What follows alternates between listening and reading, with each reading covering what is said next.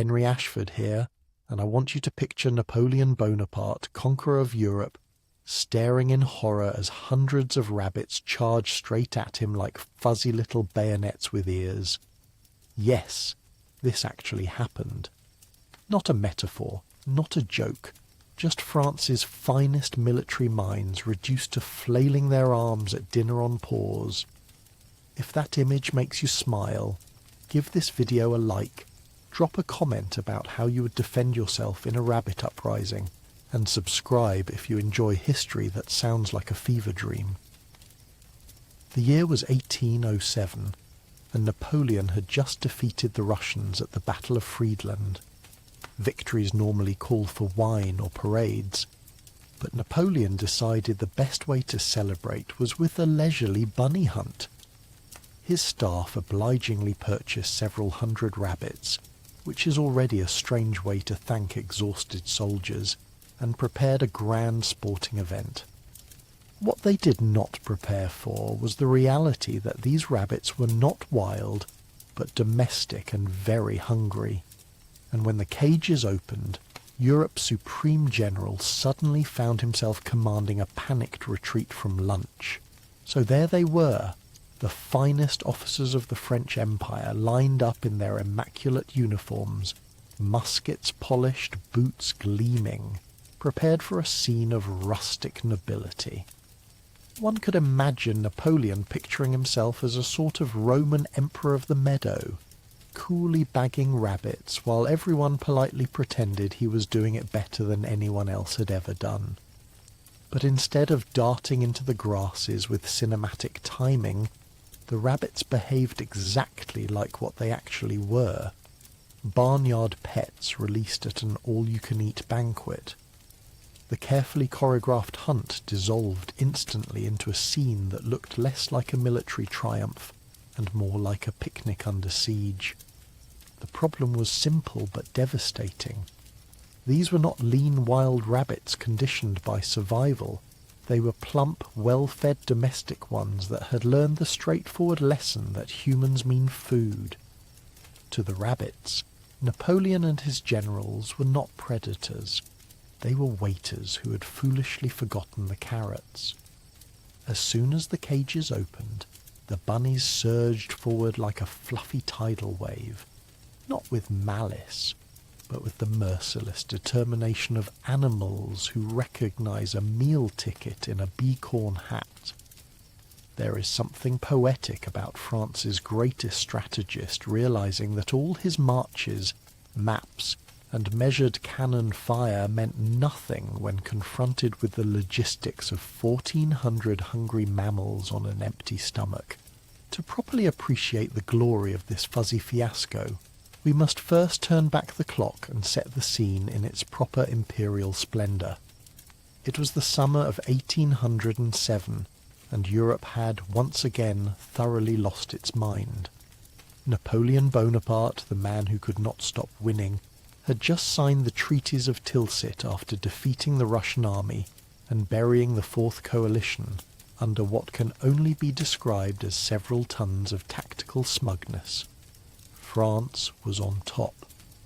And when you happen to be ruling most of continental Europe, your schedule suddenly allows for little indulgences, like organising a rabbit hunt to commemorate your unstoppable ascension.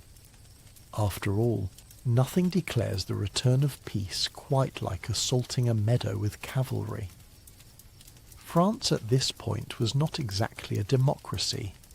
The revolution had more or less eaten itself, stormed a few things, executed some people whose wigs were a bit too elaborate, and left behind a power vacuum that Napoleon filled with the enthusiasm of a man who had always slightly suspected that chairs of state should have sturdier armrests and perhaps a hidden cannon. By the time of the rabbit incident, he'd crowned himself emperor in a move so subtle it involved taking the crown from the Pope's trembling hands and placing it directly on his own head. With the war machine temporarily at rest, Napoleon shifted focus to imperial pageantry. And few things were considered more genteel than the noble pastime of hunting. especially if one could perform it without the chaos of actual wilderness to interfere. Enter the French imperial staff, whose job description included keeping the emperor hydrated, conquering Europe, and, when necessary, organising animal-themed social events that wouldn't backfire with industrial force. For the rabbit hunt, they selected a bucolic field, possibly rented from a local landowner who was promised minimal trampling, and arranged for an appropriate number of rabbits to be provided. They chose domestic rabbits, of course.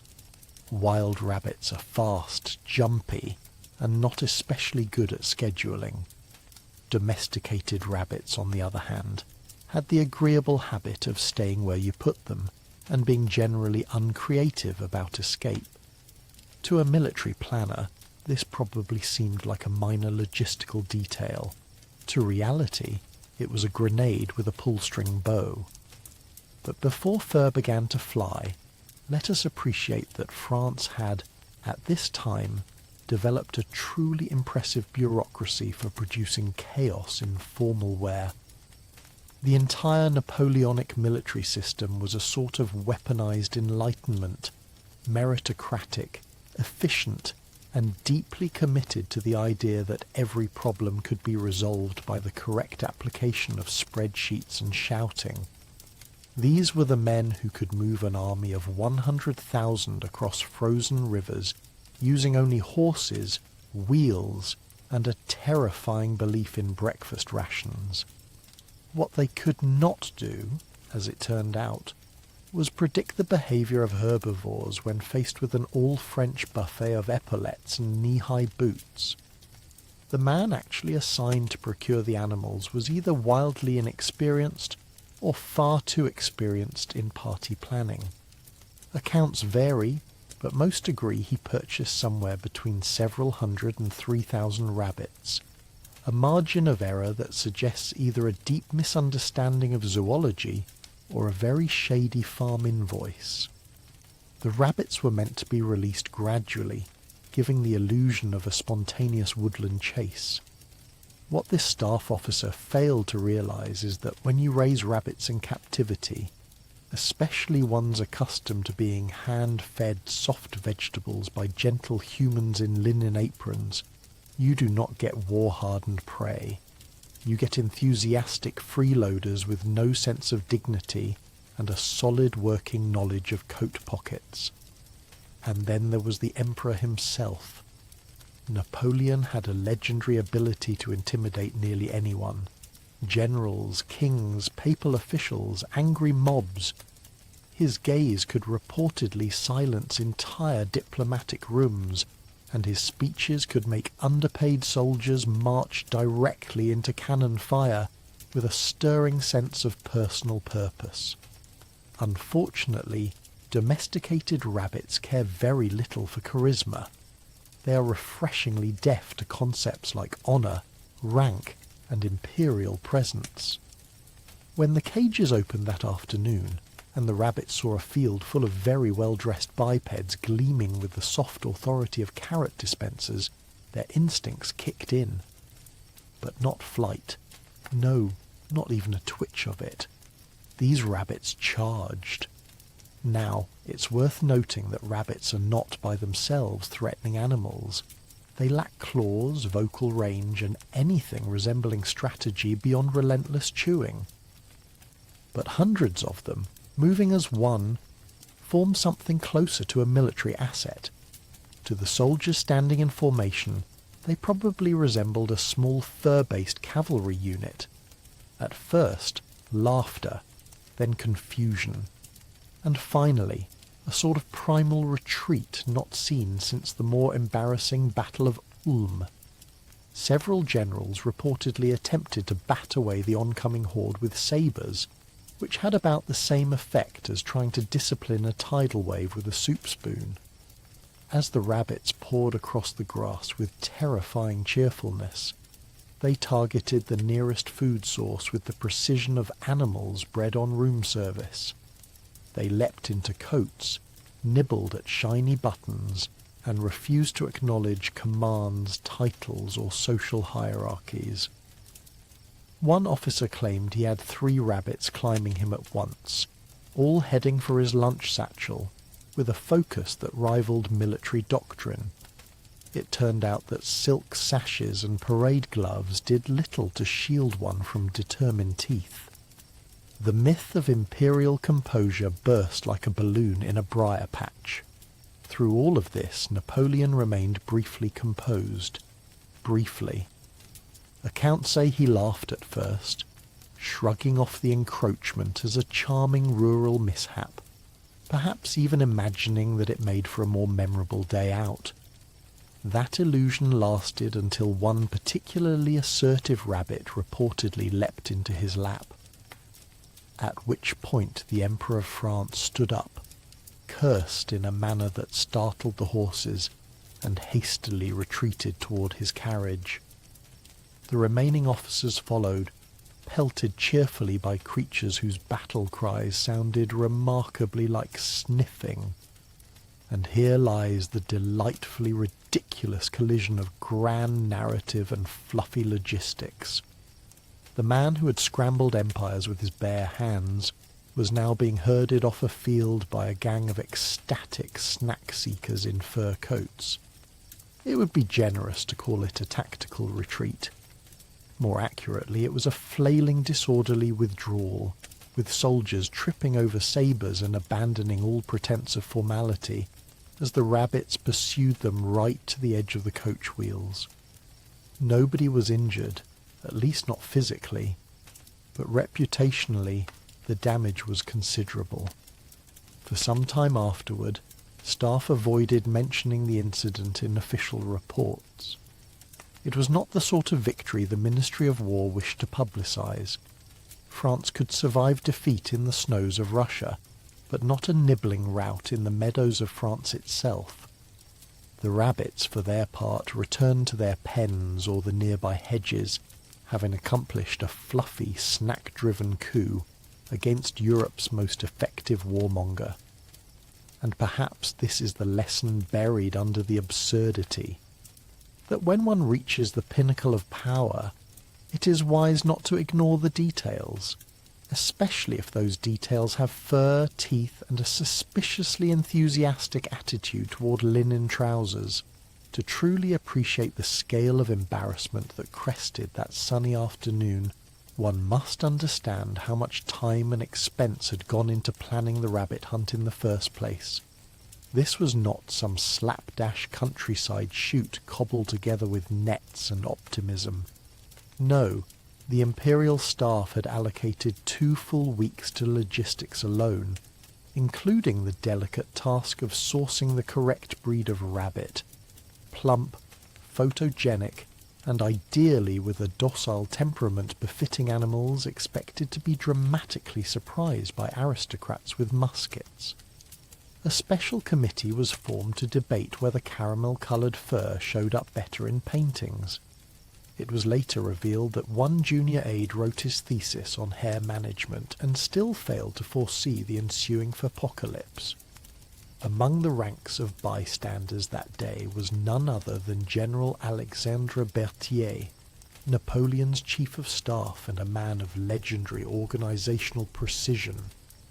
He was known to catalogue his shoelaces, and once reportedly insisted on drawing topographical maps of picnic sites in case of sudden military engagement with ants.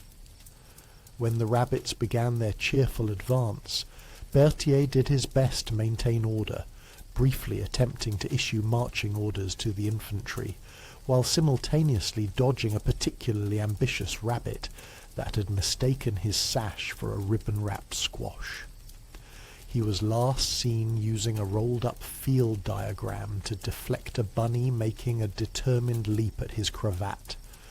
Other notable attendees tried to salvage the occasion through sheer aristocratic denial.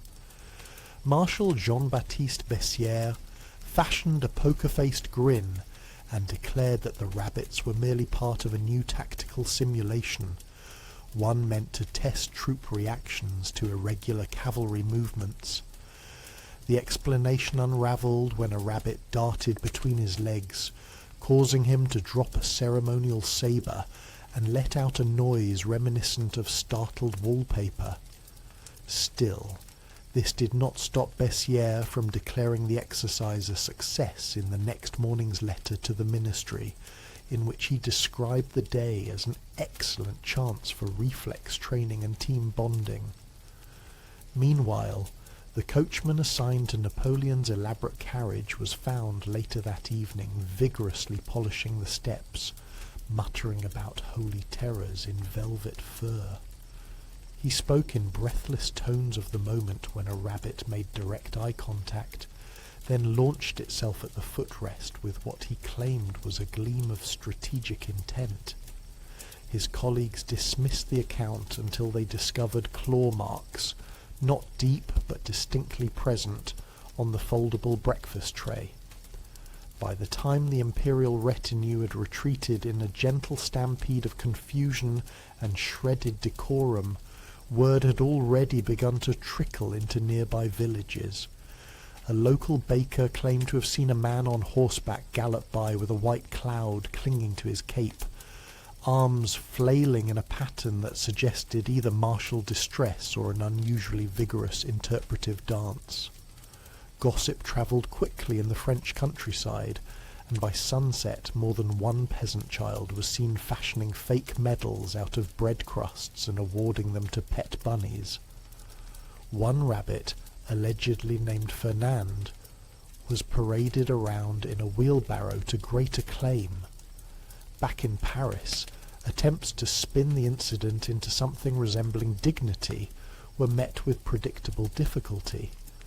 The Ministry of War did entertain the idea of rebranding the hunt as a symbolic gesture, perhaps something allegorical about the harmony of man and nature, but the presence of multiple eyewitness sketches depicting uniformed officers diving into hedgerows complicated matters. One such sketch, intended for private circulation among military circles, was leaked by a disgruntled mapmaker who had not been invited and was said to harbour a personal vendetta against floppy ears.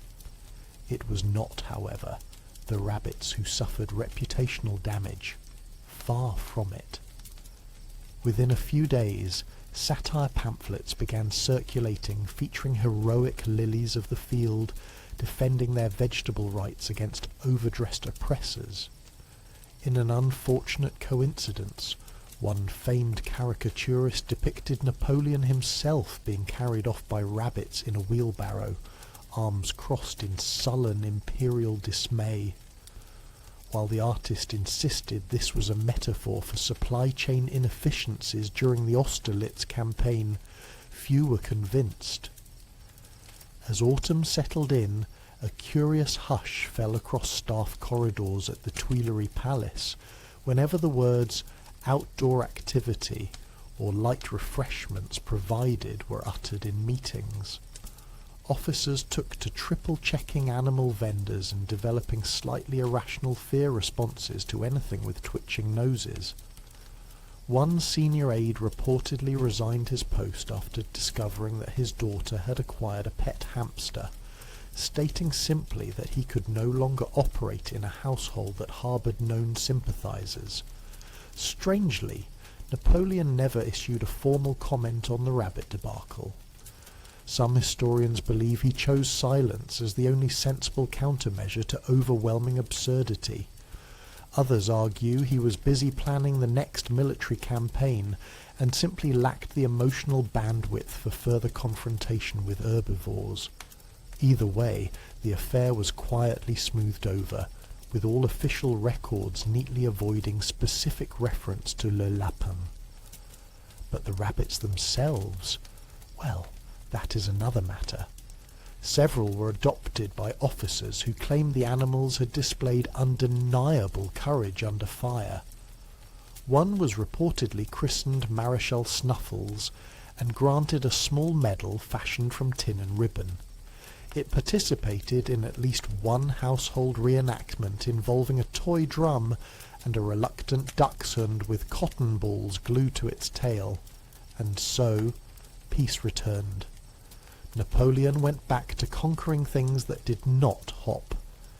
The empire rolled onward with its signature blend of ambition, elegance, and unchecked paperwork.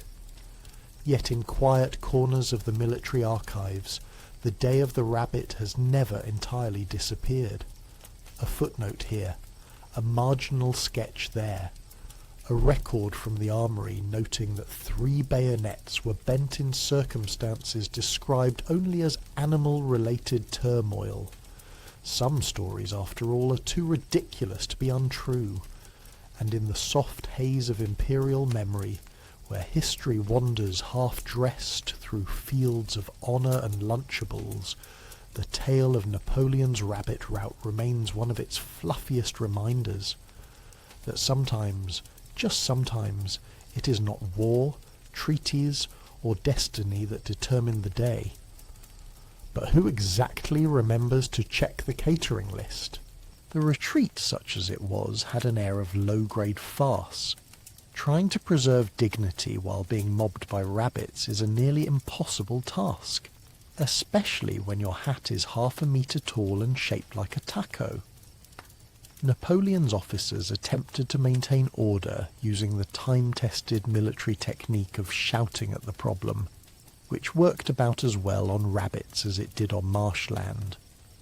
One major reportedly tried to swat his attacker with a handkerchief, only to find the rabbit swinging from the end like a very determined moustache. Logistics officers, confused and slightly panicked, took to blaming the cook. The cook, to his credit, had been promised rabbit stew, and was now watching his ingredients form a siege column. Meanwhile, several soldiers had climbed onto a cart stacked with crates of celebratory wine, which the rabbits sensed immediately. Though they could not open the bottles, they were more than happy to chew through the corks and ruin morale. One young lieutenant stood guarding a single uncorked bottle with his sword drawn, swearing to defend it to the last drop. A rabbit bit him on the ankle and made off with the cork. The man ultimately responsible for the disaster, Secretary of the Hunt Alexandre Berthier, had found a patch of relative safety behind the makeshift refreshment tent, where he began negotiating with a very bold Flemish hare. This particular rabbit showed neither fear nor respect, but stood perfectly still as Berthier offered it an onion tart and full diplomatic immunity. It was unclear whether the terms were accepted, but the rabbit calmly relieved itself on a map of Poland and thumped off into the chaos. Berthier marked this as a formal withdrawal. Despite their best efforts, the French army was not dealing with amateurs. These were domestic rabbits used to the predictable rhythms of early 19th century estate life. Breakfast at dawn, lounging in wicker baskets, the occasional surprise carrot. Presented with hundreds of men bearing food and smelling faintly of gunpowder and optimism, they chose the only logical course of action. Swarm them like an overzealous knitting club at a yarn store clearance event. As volleys of increasingly high-pitched commands rang out across the field, several dignitaries made a quiet but strategic departure. Among them was Count Bourrienne, Napoleon's sometime secretary and full-time expert in looking faintly disappointed. He had the presence of mind to quietly pocket a bottle of wine and duck under a hedgerow. Later he would claim he'd been scouting for tactical positions. In truth, he was waiting for someone to come retrieve him because he had gotten a bramble stuck in his wig. Back at the carriage, Napoleon was holding a conference with 3 generals and a valet, the latter having assumed command due to holding the only remaining intact pair of boots. The Emperor was attempting to recall the protocol for a tactical withdrawal from classified poultry incidents, only to be reminded gently that rabbits are not poultry, they're lagomorphs. This correction came from Marshal Soult, the only man in the group who had once taken a passing interest in natural history. He was immediately put in charge of rabbit relations, a role he did not relish. At one point, a corporal suggested appealing to a higher power. When pressed, he clarified this meant bringing out the hunting falcons. The plan was received with enthusiasm until someone remembered the falcons had been left behind in Dresden, having recently entered a molting phase and a collective bad mood. Their last performance had resulted in what historians now call the Goose Misunderstanding of 1806. The army reluctantly moved on from the idea. Meanwhile, the rabbits had formed clusters, or possibly platoons, centred around key supply points, a wheel of cheese, a stack of bread loaves, and an unattended picnic basket containing the Minister of War's personal lunch. That lunch, which featured pickled eggs and gooseberry tart, was never seen again. One witness claimed to have noticed the rabbits forming a circle around the basket and performing what he described as some kind of rhythmic hopping. No further explanation has ever been provided. Adding to the confusion was the arrival of a band of local children who had heard a rabbit hunt was in progress and arrived with sacks over their shoulders, ready to assist and possibly abscond with a few furry souvenirs. Instead, they froze at the edge of the scene, blinking in horror at the spectacle of full-grown men flailing at rabbits with their ceremonial sabres. One small girl offered Napoleon a sprig of lavender for comfort. He took it with the thankfulness of a man standing extremely still, so as not to startle the rabbit clinging to his shin. Cabbages, previously brought in as hunting bait but later forgotten, had by this point become strange diplomatic tokens. Seeing how rabbits responded favourably to cabbage, several officers began tossing them in wide arcs like peace offerings. This only accelerated the breakdown of the order, as soldiers began arguing over who had thrown whose cabbage and whether it had truly reached the intended recipient or had simply caused further provocation. A cabbage tossed by General Lannes apparently struck a sergeant in the ear, escalating tensions on that particular flank. As clouds gathered and the first drops of drizzle began to fall, a deep silence settled over the battered lawn. The rabbits, perhaps finally bored or simply full, began retreating toward the forest edge in slow, confident groups. Not running, just strolling, as if to say, "This meeting is adjourned." One lingered momentarily at the base of Napoleon's carriage, cleaned its paws with exaggerated care, and then hopped off into the wet grass. No one tried to stop it. In fact, a few men saluted. The aftermath was best described as gingerly. Men rubbed bruises, counted buttons, and tried to recover what dignity remained. Someone played a gentle tune on a piccolo for reasons that were never properly established. Cakes were quietly repacked, hats reshaped, and logs of rabbit behaviour carefully revised to warn future generations. Napoleon, ever the politician, declared the event a valuable lesson in adaptability. He then ordered Berthier to personally inspect all future mammals before deployment. But the rabbits had made their point. Never underestimate an opponent simply because they are adorable, silent, and deft at tunnelling, especially if you're wearing a uniform stitched with apple-scented thread and standing next to a hamper of pastries. Quite possibly, this was the day the mighty Emperor of France learned the real limitation of battlefield supremacy. You can win against Russia. Rabbits are another matter. The rabbits, it turns out, had not simply escaped their enclosures with amateurish enthusiasm. They had bided their time. These were not wild countryside hares, seasoned in the chase and fond of hiding in brambles. No, these were plump, cabbage-fed rabbits raised by local farmers, who'd been paid handsomely to supply them for Napoleon's victorious frolic. The farmers, perhaps sensing an opportunity, over-delivered. Instead of a few dozen ill-tempered lagomorphs, they furnished several hundred, perhaps over 1,000, depending on the source, and all of them regarded humans as the ones who brought snacks, not the ones who carried guns. One staff member, a mutton-chopped quartermaster named Etienne, who took his logistics far too seriously, had selected the bunnies himself. He had insisted on quality: fluffy coats, bright eyes, no nervous twitching. Unfortunately, he didn't consult anyone who knew rabbits were supposed to fear people. These rabbits did not flee the soldiers. They fled toward them with the trusting speed of animals who believe breakfast has arrived in uniform. One tried to climb into Napoleon's coat. At first, there was nervous laughter. Generals chuckled, soldiers guffawed, and someone made a limp joke about revolutionary fervour. But the bunnies kept coming, streaming across the fields in a floppy tide of ears and sunshine-coloured fur.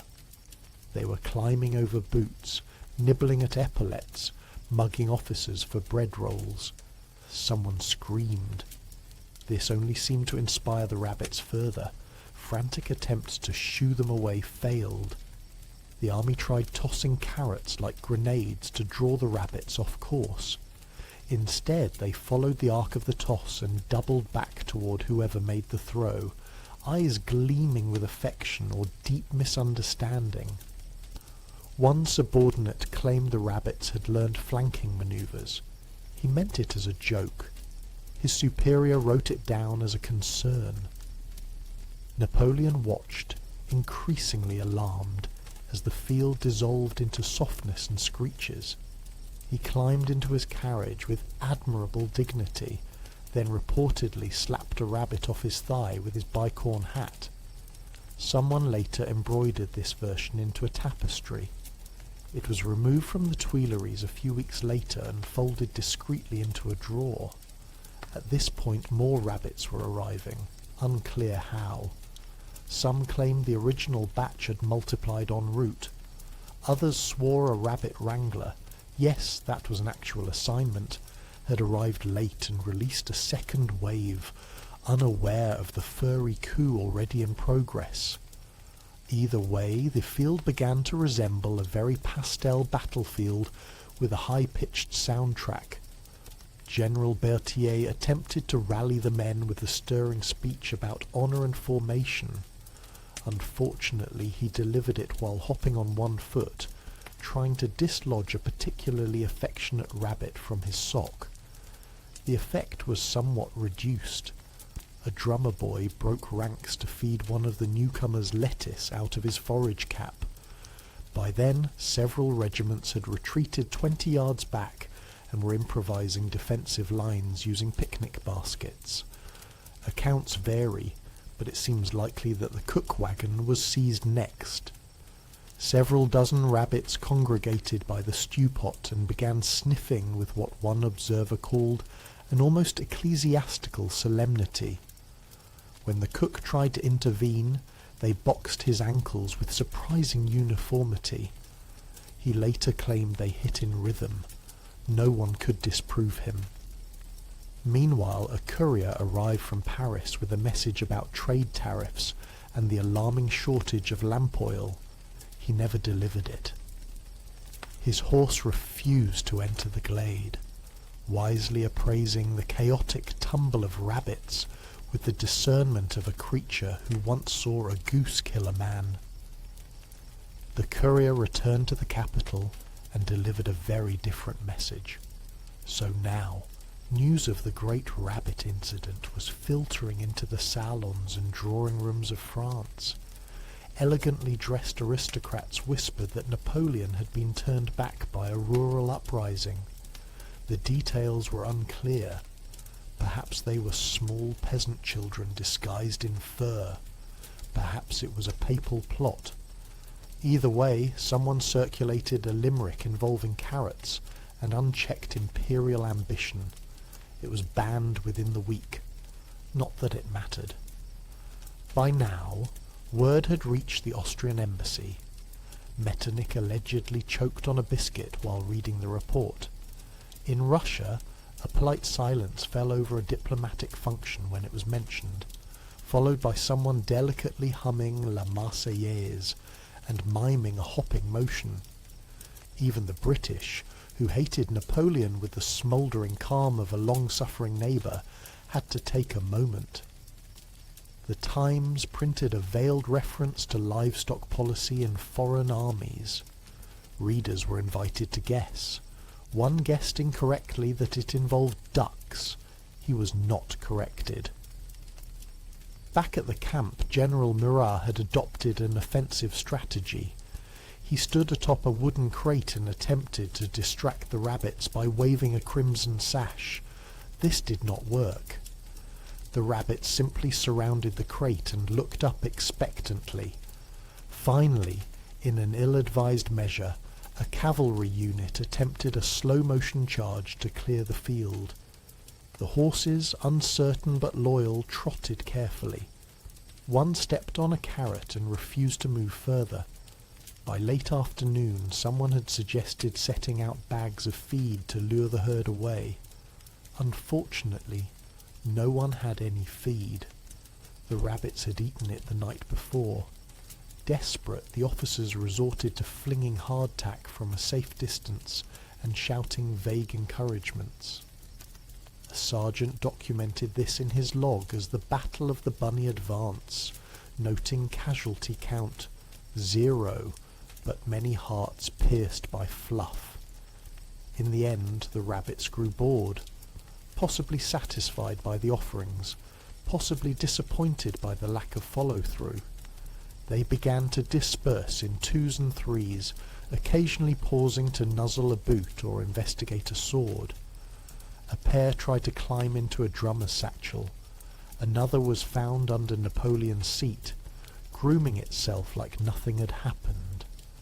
It was relocated with the kind of reverence typically given to relics or diplomatic gifts. Napoleon never spoke publicly of the encounter. According to overlapping reports, he mentioned it exactly once, while gingerly brushing rabbit fur off his uniform and muttering something about unreliable peasants. Aides took that as a sign to never speak of it again.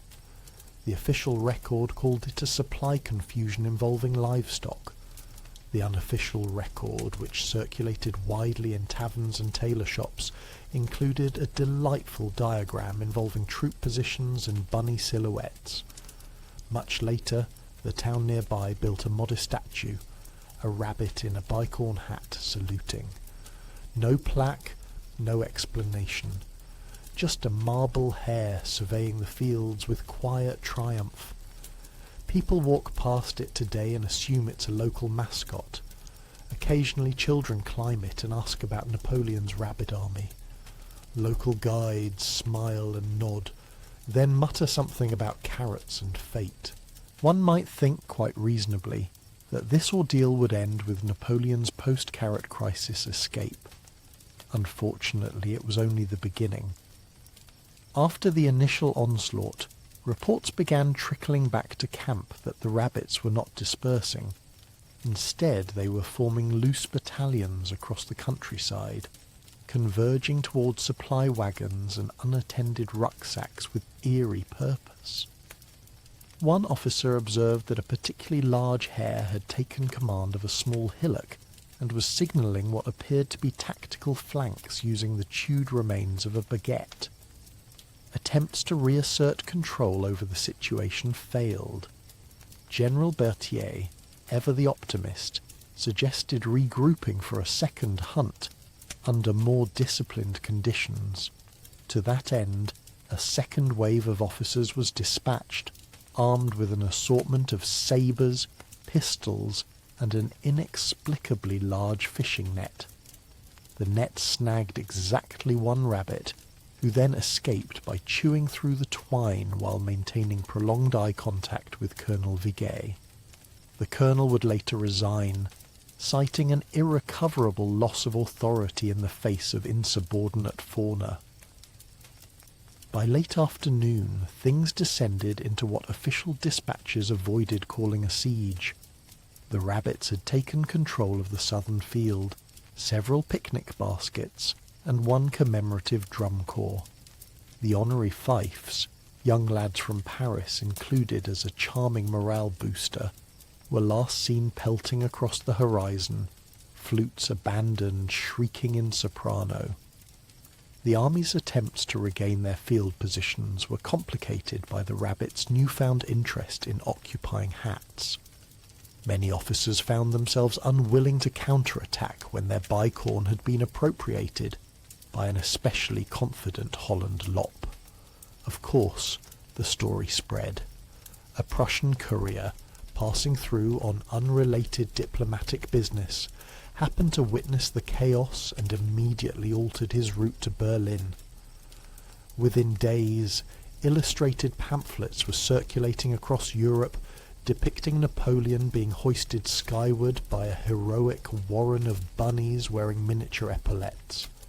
In Amsterdam, a local bakery introduced a line of pastries shaped like triumphant rabbits, kicking a tricolour flag.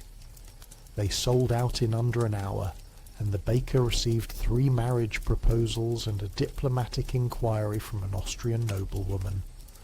Back at the camp, discipline continued to erode. Several cavalrymen, disillusioned and deeply confused, began building tiny fences in an effort to negotiate territory with the invaders. This resulted in the establishment of a short-lived demilitarized zone behind the latrines, which lasted until someone left out a wheel of cheese. The rabbits annexed it swiftly and without remorse. They also took possession of 2 socks and a field map of East Prussia, now thoroughly nibbled and useless. As dusk approached, a new figure emerged. His name was Maurice, and he was the pastry chef Napoleon had brought along for morale.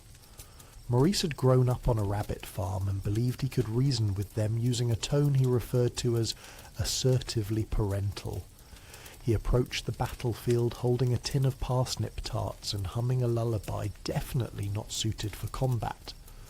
The plan showed promise at first, until Maurice knelt to offer a tart and the rabbits used his momentary vulnerability to commandeer his apron and declare it a flag of surrender. By this point, the artillerymen had stopped taking orders and started placing bets. A chalkboard was erected near the mess tent, tallying rabbit manoeuvres and unusual confiscations. Categories included most strategic nibbles, boldest solo flank, and best use of distraction via cuteness. The current leader was a speckled doe who had infiltrated a captain's tent and looted his cigars, which he then buried methodically in the officer's boots. She was nicknamed Madame Thérèse, and soon gained a following of junior lieutenants who referred to her as their tactical muse. Meanwhile, in Paris, word of the incident reached Josephine. She allegedly asked only one question: were there any casualties on the rabbit side? Upon being reassured there were none, she is said to have nodded serenely and gone back to selecting silk ribbons. Documents from her household suggest she later commissioned a small oil painting entitled The Emperor and the Insurrection of Fluff. Napoleon, for his part, retreated further still, not just from the rabbits, but, some whispered, from the concept of leisure itself. Future military celebrations were oddly sober affairs, usually involving silent toasts and quiet walks through heavily foxed terrain. Of course, foxes were eventually banned too, after an unrelated, but equally embarrassing, incident involving a borrowed hunting horn and one of Marshal Ney's overconfident nephews. The final straw came when a group of the rabbits infiltrated the musician's tent and ran riot across the instruments. What they lacked in musical theories, they made up for in sheer enthusiasm. The evening ended with a performance described in a surviving letter as half military march, half demonic lullaby from the abyss. It lasted 7 minutes before a drum collapsed under the weight of a particularly portly Flemish giant, making what appeared to be a sincere attempt at a solo. By the next morning, the army simply packed up. The rabbits, perhaps satisfied with their symbolic victory or possibly just tired of parsnips, faded back into the countryside. The soldiers, now silently unified under the banner of "Never speak of this again," marched out without ceremony. Several men had picked up rabbits and tucked them under their arms, not as spoils of war, but in hopes of understanding some day what exactly had occurred. Most failed to raise them. One man, Private Lemoyne, succeeded. His rabbit, Henri, went on to father 17 kits and chew through 3 generations' worth of hat brims. Official records never fully acknowledge the incident. A single line in Napoleon's personal correspondence reads, "Plans for post-campaign hunt unsuccessful. Further rural engagements inadvisable." The only solid trace left in military archives is an oddly specific memo banning the transportation of more than 3 lagomorphs per regiment, unless under express dietary orders, a sentence that has baffled archivists ever since. And so it ended, not with cannon fire, but with faint munching in the grass and several dozen extremely uncomfortable letters home.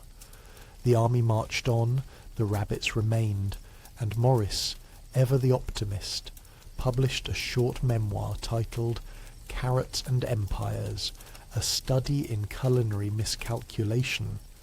It sold poorly, except in Switzerland, where it became required reading for patisserie apprentices with military affiliations.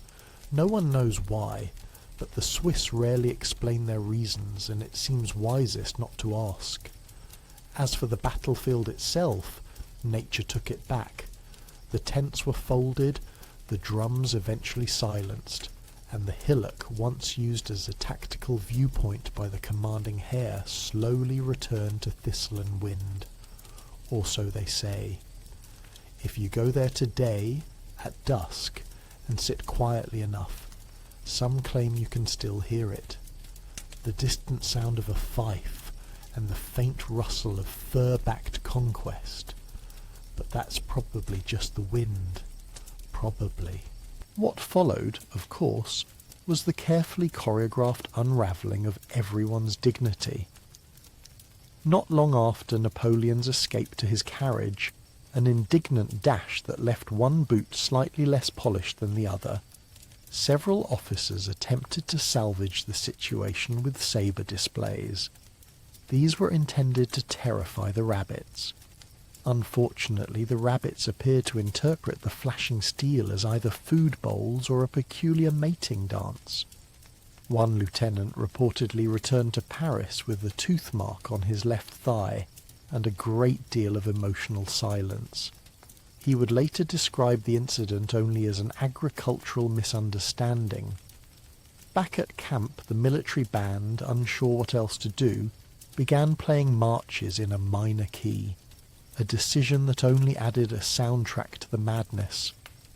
Lancers and artillerymen stood awkwardly beside overturned baskets, trying to coax rabbits back inside using bits of stale brioche.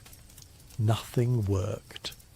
One drummer boy, perhaps the only truly unfazed individual present, was seen giggling as he counted coup with a carrot stick.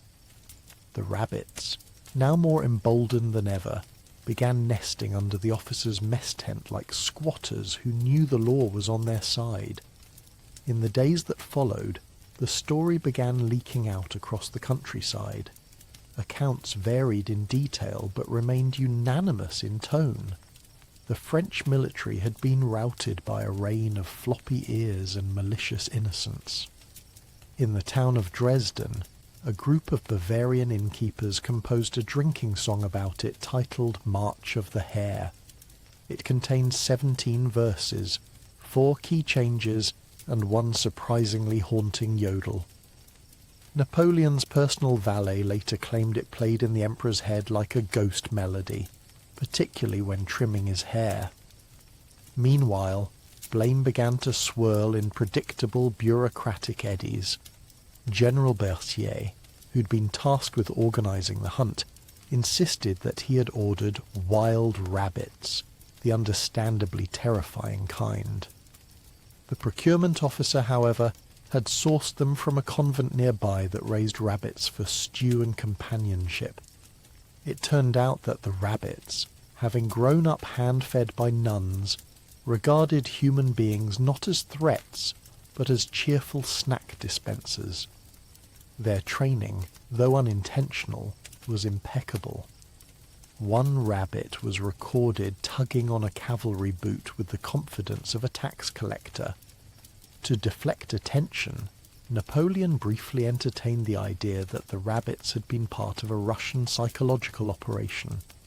This theory gained traction among more loyal ministers who rarely interacted with actual animals.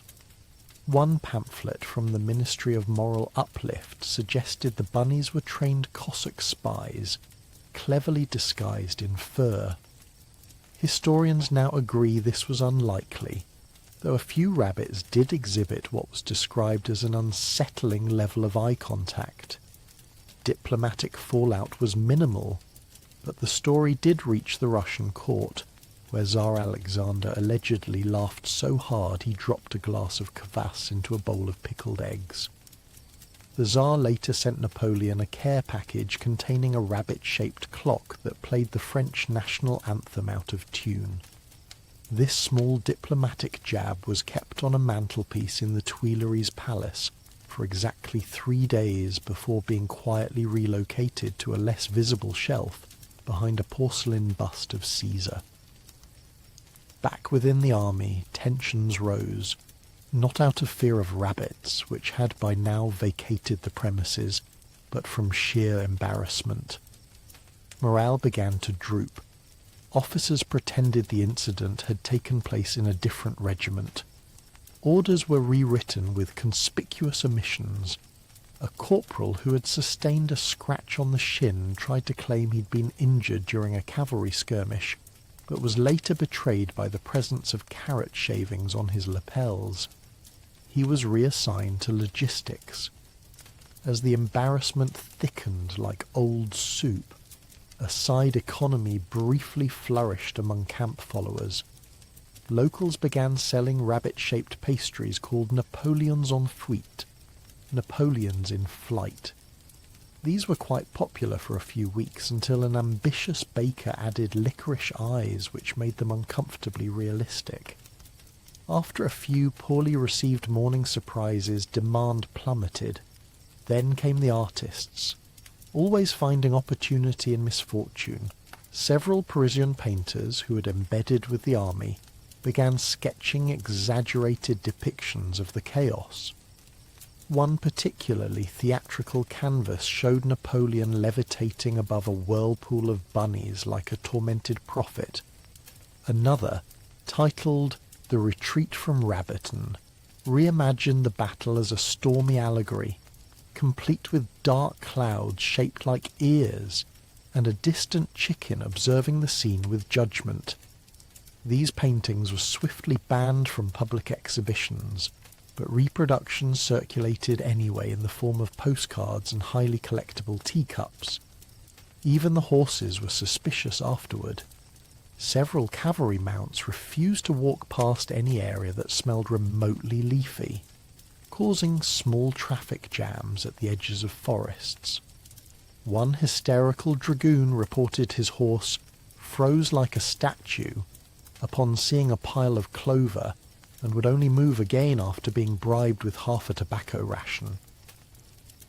It was not a proud few weeks for the cavalry.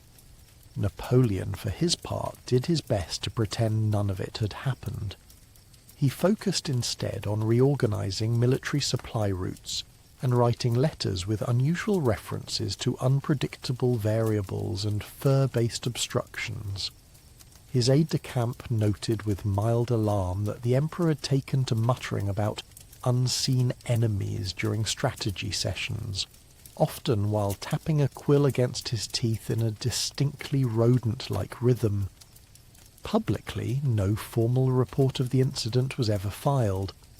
The closest was a vague line in a regimental diary that read, "Engagement with local fauna, outcome inconclusive." But among the rank and file it became the kind of story whispered late at night over cheap schnapps and slowly hardening bread. Soldiers added their own flourishes.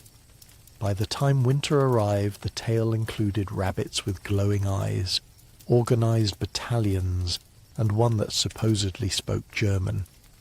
No one believed it, but everyone, quietly, wanted to.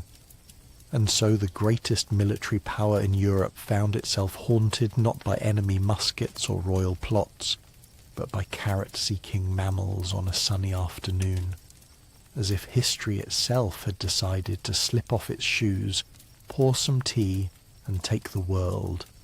Not seriously, but just seriously enough to leave a mark. Even now, somewhere in the dusty footnotes of French military history, there's probably a memo about ration adjustments that trails off suspiciously mid-sentence, right where an ink smudge shaped like a paw print begins. By the time Napoleon's carriage wheels finally stopped grinding through the churned-up mud of retreat, he was no longer concerned with honour, discipline, or even dignity. His boots bore bite marks, his breeches were unbuttoned in panic, and a single grey rabbit was still hanging from the hem of his greatcoat, clinging with the determination of a small herbivorous barnacle. Murat tried to remove it with the hilt of his sabre, but only succeeded in making it burrow deeper into the fabric, as if it had been raised on siege tactics. Pleasantries were not exchanged. The Marshal of France, adorned with gold-plated epaulets and a lavender-scented wig, stood sheepishly beside a pile of ruined hats. A young cornet who had wet himself early in the encounter was curled into the fetal position under an overturned chair, repeating the Hail Mary in Latin and what may have been Portuguese. Outside, rabbits still bounced along the horizon in uneven lines, nibbling calmly as if they had not just undone the dignity of an empire. The immediate aftermath of the fluffy uprising, as it was sarcastically dubbed by a sergeant who had lost a thumb, was not diplomatic. Napoleon, to his credit, did not order the beheading of the gamekeeper responsible, though he did suggest in passing that the man be transferred to Spain, which by imperial standards was not altogether different. The keeper, a rotund fellow by the name of Thibault, claimed he had personally selected the rabbits from a respectable breeder outside Paris. That breeder, as it turned out, specialised in companion animals for convents, which may have explained their utter lack of fear and deep-seated trust in uniformed authority. Things might have ended there, but unfortunately the rabbits had chosen an inopportune moment to develop a taste for cordon lace. French officers took this particularly hard, as lace represented not only fashion, but a deeply personal form of bragging about one's rank. When Major Besson learned that an entire row of his gold trim had been devoured by what appeared to be a single juvenile rabbit named Léon, he retired to the field latrine and wept until his moustache shrank. Meanwhile, word of the incident spread. Not officially, of course. The imperial press was committed to hushing up all references to Lapham Gate, and replaced the story with a report on improved cannon hygiene. But soldiers talk, and a lieutenant from Alsace, who had the habit of writing detailed letters to his Aunt Clotilde, complete with diagrams, shared the tale. Clotilde in turn read it aloud at a salon in Strasbourg, and by the time the letter reached St. Petersburg, Russian officers were toasting to the bravery of La Résistance d'Auric de la Gousse. That was the Latin name for the European rabbit. The Russians were terribly fond of taxonomies. Back in France, the emperor attempted to pivot. a new initiative was launched, Operation Martinet, a sweeping plan to instill tougher field discipline through the use of drums, rhetoric, and, for reasons never fully explained, Swedish elk horns. Unfortunately, the first demonstration parade accidentally trod through a local warren, and the infantry scattered the moment long ears began to appear above the grass. One colonel pretended to faint rather than face another charging cottontail. It worked. By early autumn, the rabbits remained a source of quiet but persistent psychological damage.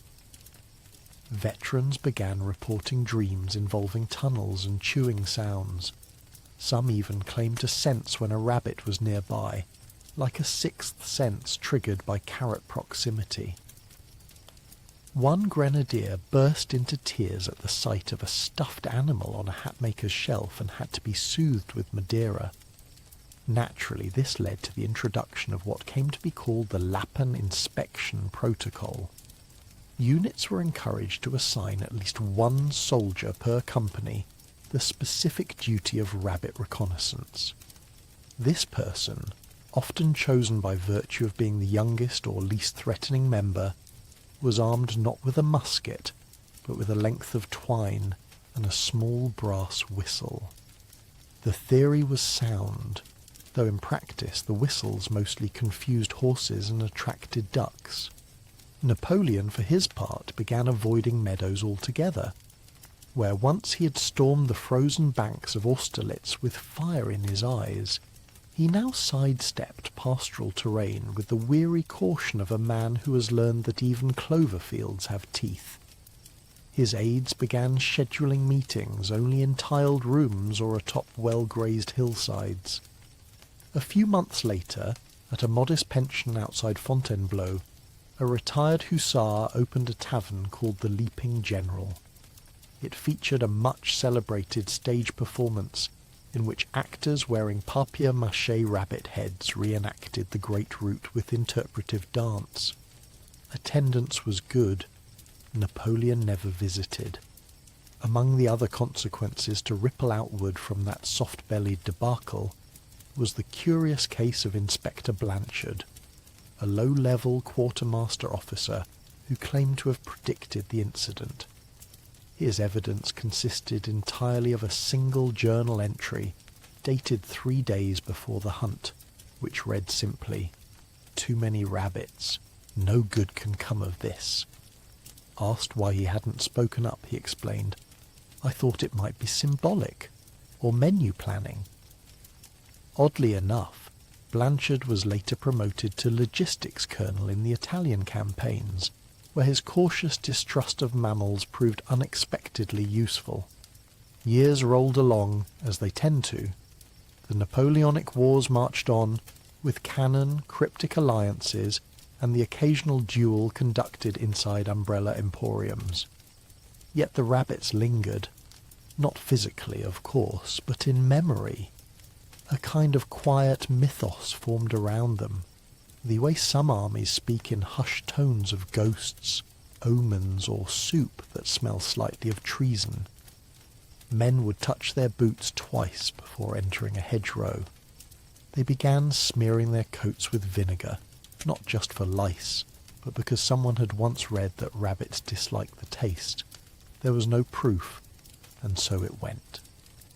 Napoleon, crowned emperor, exiled, returned, and exiled again, continued to carry the deep private knowledge that beneath the thrones and triumphs and shattered coalitions, there had once been a moment when destiny was undone by soft paws and damp noses.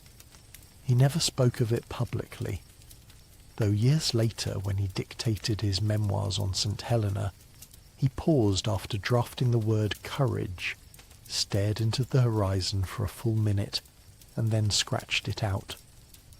In the garden outside his exile villa, no one planted carrots, but occasionally in the dusk light you could just make out the faint rustle of leaves, and something nibbling quietly at the margins. Within minutes the field had transformed from an orderly celebration into something that looked uncannily like a children's birthday party gone feral. Officers, previously adorned in crisply tailored uniforms and the quiet confidence of men who had recently redrawn the map of Europe, were now screaming and jogging awkwardly through the meadow, pursued by rabbits that seemed to possess both excellent cardio and a personal vendetta. A general named Fouché tried to assert dominance by standing his ground and waving a baguette, which he had inexplicably brought along, perhaps in an effort to embody every possible French stereotype at once. The rabbits took it as a challenge and removed the baguette from his hand with surprising swiftness. A junior officer, barely old enough to remember the sound of musket fire, insisted that the rabbits had been organised. He claimed they moved in formations, flanking around hay bales and using a surprisingly effective form of silent communication, mostly thumping and aggressive twitching. His report was later quietly removed from military archives, but not before a copy found its way into the pocket of a marmalade-smeared monk who collected suspiciously detailed accounts of Napoleon's misfortunes. The monk, unsurprisingly, would reappear unexpectedly at other historical low points with a quill, a notebook, and an unsettling number of sandwich crusts in his satchel. Meanwhile, the imperial carriage, intended as both a symbol of power and a resting spot for Napoleon's very expensive boots, became the final stronghold. Napoleon, having watched his marshals take cover behind overturned wheelbarrows while swatting at what one unfortunate aide-de-camp described as fluffy projectiles, had barricaded himself inside the carriage with a handful of sugared almonds and a single loaded pistol. The pistol was unnecessary, but made him feel better. Every so often he would peek through the velvet curtains and mutter something about cavalry reinforcements. There were none, but it gave him something to do with his hands. Elsewhere on the field, a group of terrified dragoons tried to form a square, a classic military defence manoeuvre, but found it surprisingly ineffective when the enemy could leap over it. One sergeant's memoir later described the experience as being like fencing with clouds, if the clouds screamed and bit. The same memoir also remarked on the strange smell that lingered after the rabbits dispersed, equal parts grass, panic sweat, and a faint trace of pickled onions. No one could explain that part, but the soldiers talked about it for years like war veterans whispering about a ghost ship. In the confusion, a few soldiers tried to salvage the event, treating it like a very advanced training exercise. Captain Lachaise shouted drill commands as he marched backwards into a bush, never to be seen again that day. He returned hours later, mysteriously adorned with twigs and speaking fondly of a squirrel he had befriended. The squirrel, he claimed, had better strategic sense than most of the general staff. The claim went unchallenged. Even the cooks, who had been preparing a rustic celebratory picnic with hams, bread, and 12 wheels of regional cheese, were forced to abandon their station when the edge of the rabbit mob reached their camp. One rotund sous-chef attempted to distract the horde by tossing handfuls of brie into the air. This worked briefly, until, in his flustered haste, he dropped an entire tureen of apricot compote, which enraged a splinter faction of rabbits, and led to what would later be called the Second Butter Dish Uprising of 1807. The name was coined by a Hungarian quartermaster with poetry aspirations and a fondness for giving things capital letters. Back at the makeshift command post, Marshal Soult tried to maintain order by folding a map into the shape of a large cone and yelling through it. It amplified his voice, but did very little to clarify his instructions. Napoleon, watching from his now slightly dented carriage, made a half-hearted suggestion that they issue a formal ceasefire. When someone asked how one negotiates with rabbits, he replied that perhaps it was time to consider diplomacy, a strategy he had scoffed at in nearly every previous military engagement. By late afternoon, the rabbits began to lose interest, some growing drowsy in the sun, others occupied with bits of dropped sausage. A curious few had taken up residence inside helmets left abandoned in the grass, giving the field a rather surreal appearance, as though a regiment of tiny generals had quietly retired and taken up gardening. One fierce little rabbit refused to relinquish Napoleon's hat, having claimed it as spoils of war. Napoleon did not attempt to reclaim it, and instead began composing a speech for the next time anyone asked why his head was cold. In the aftermath, a reluctant effort was made to reframe the event as a tactical retreat rather than an unqualified disaster. An army clerk wrote a brief note in the day's dispatch calling it an unfortunate terrain-based morale exercise. The same clerk later received a medal for creative phrasing, which he kept in a drawer with 2 false teeth and a postcard of Corsica. Meanwhile, rumours about the event spread rapidly across Europe, accelerated by travelling merchants, bored diplomats, and one opera singer from Milan who refused to stop telling the story at parties. That night, as the soldiers made camp several miles from the battleground, now casually referred to as Bunny Hill, one of the more literate grenadiers read aloud from a tattered volume of Plutarch, hoping to restore some dignity to the day.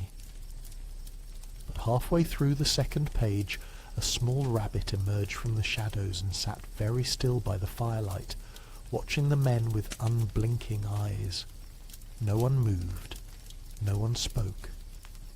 Eventually the rabbit left, but not before gently nudging a canteen off the log and into the grass. The sound it made was quiet, almost forgiving. And so, what began as a triumphant woodland jaunt had become something else entirely.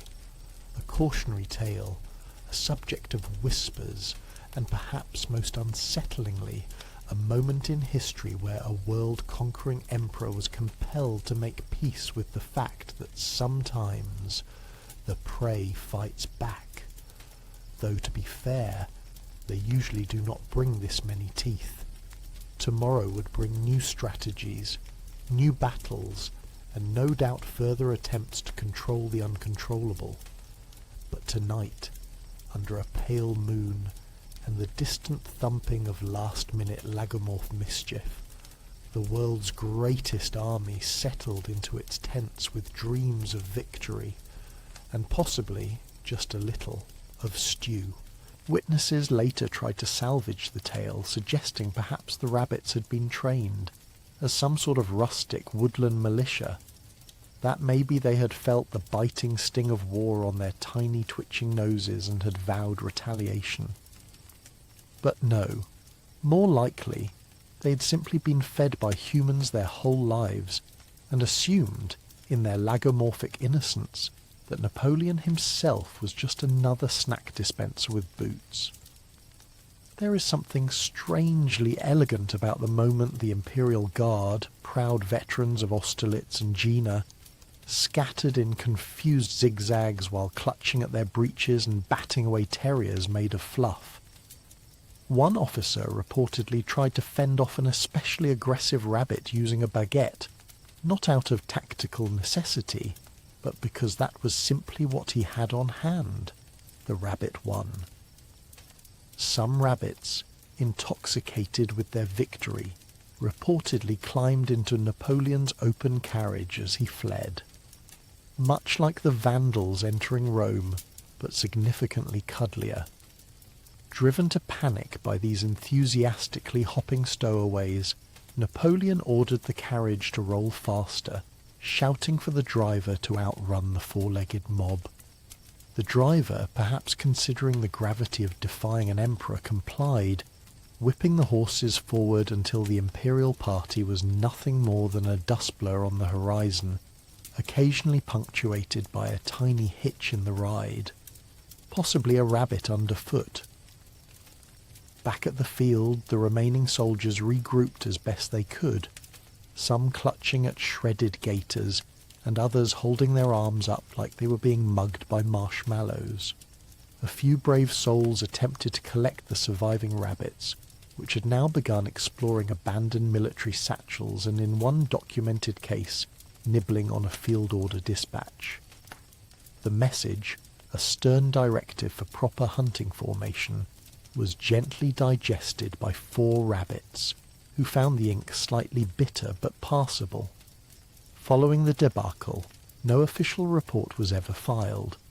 The French army, understandably, did not care to include Flopsy Rebellion in the annals of their glorious campaigns. Still, word spread. Letters were written. Jokes were whispered at officers' messes from Paris to Lisbon. Veterans of the Royal Guard would lean in close and, in hushed tones, say things like, "Beware the ones with the big ears." They're organised now. Napoleon himself never mentioned the incident again, which, given his fondness for grand narratives, says quite a bit. He was known for rewriting history to suit his myth, but even for him, trying to spin the day he was chased off the lawn by domesticated rodents would have been a stretch. The man could explain away entire lost armies, but the image of him swinging his cloak at rabbits while backing into a coach was perhaps too indelible, too specific, too adorable. The staff member who organised the hunt did survive the fallout, though he was demoted to logistics in Corsica, which even then was considered a polite exile. His replacement, a brittle-eyed man with an understandable fear of petting zoos, reportedly kept menus very simple for the rest of the campaign. Sausages, wine, and absolutely no moving meat. Years later, in one of his many exiles, Napoleon was once asked by a British officer what the most unexpected challenge of his career had been. The Emperor stared into the fire for a long time before replying something vague about unpredictable Russian winters. But for a moment there, the faintest crease touched his mouth, and his fingers twitched like they were batting away something small and insistent. As for the rabbits, they scattered again after their moment in history.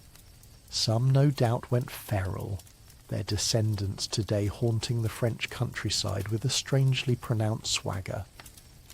One local legend insists that, on certain spring mornings, in the dew-wet fields near the edge of the Seine, you can see a small group of rabbits lined up in suspiciously neat formation. They do nothing, just sit upright and stare, but they never blink.